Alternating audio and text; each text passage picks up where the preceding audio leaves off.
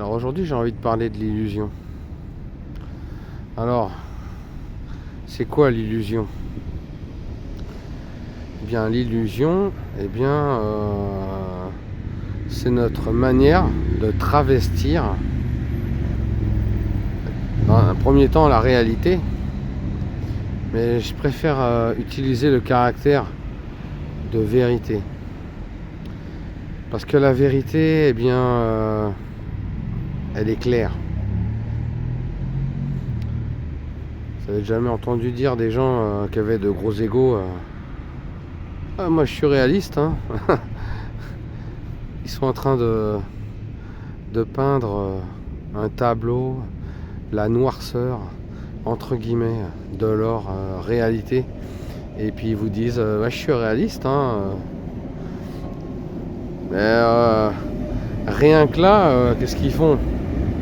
Eh bien, ils travestissent justement cette vérité, en voulant avoir raison, en donnant leur point de vue sur ce qu'ils croient être bon, sur ce qu'ils croient qu'il faut éviter, en parlant de toute leur peur. L'illusion, c'est justement tout ce qu'on rajoute sur nos expériences. Donc c'est nous la source de l'illusion. Et pourquoi on s'illusionne? Parce que on n'a pas appris à reconnaître déjà notre vérité intérieure. Donc comme on n'a pas appris à reconnaître notre vérité intérieure, on utilise les outils qu'on nous a donnés depuis notre naissance, c'est-à-dire notre mental calculateur, qui lui est associé à toutes les peurs, les émotions, les inquiétudes, et qui cherche des solutions qu'il ne peut pas trouver.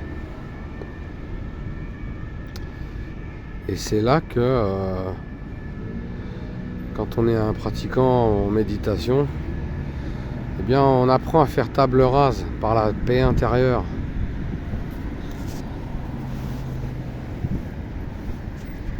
On calme et on essaye de voir qu'est-ce qu'on peut mettre en place comme attitude juste. Quelle attitude appropriée je peux mettre en place pour que ça s'améliore avec cette situation, avec cette émotion, avec cette personne. Qu'est-ce que je peux mettre en place comme attitude juste? Ne pas laisser le mental répondre, mais plutôt à notre esprit de sagesse, le cœur. On pense que l'esprit, il est dans la tête, mais l'esprit se situe au niveau du cœur. Ne dit-on pas écoute ton cœur et tout se passera bien? Quand on écoute son cœur, ça marche tout le temps. Et même quand on se trompe, au moins on sait qu'on n'a pas regretté d'avoir écouté sa véritable voix intérieure, sa vérité intérieure. Donc je revenais là-dessus parce que je pense que c'est une précieuse clé qu'on met pas suffisamment en avant. Elle est toute simple. Les pratiques sont simples, mais elles sont pas enseignées.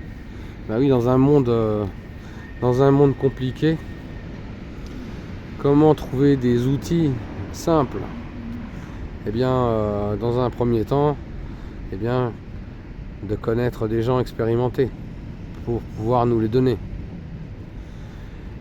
Pour trouver des outils simples, il y a tout simplement la méditation, parce qu'à la méditation, ça va vous mettre en lien avec votre vérité intérieure, et votre vérité intérieure va vous donner des outils appropriés au millimètre près pour vous, aussi pour les autres, mais dans un premier temps pour vous.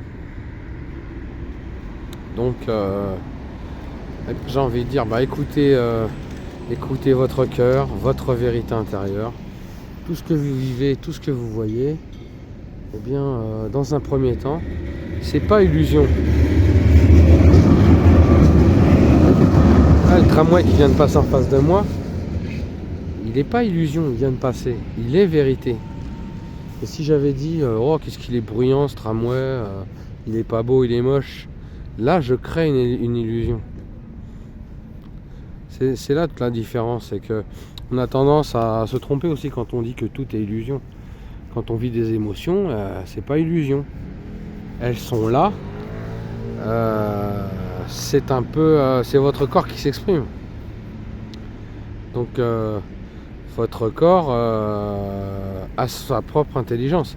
Et j'ai envie de dire que le corps, il est plus intelligent, plus rapide que le mental. Donc si je devais faire confiance dans un premier temps sur le plan de la matière, eh bien j'aurais confiance d'abord en mon corps. Et justement je douterais de ce que mon mental va élaborer.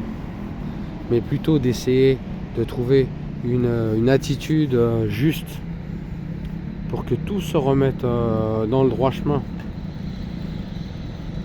Et quand je fais ça, j'apprends à fonctionner différemment. Et donc, j'applique la sagesse. La vérité est mon ami. La vérité, je n'ai juste qu'à la regarder, qu'à la ressentir.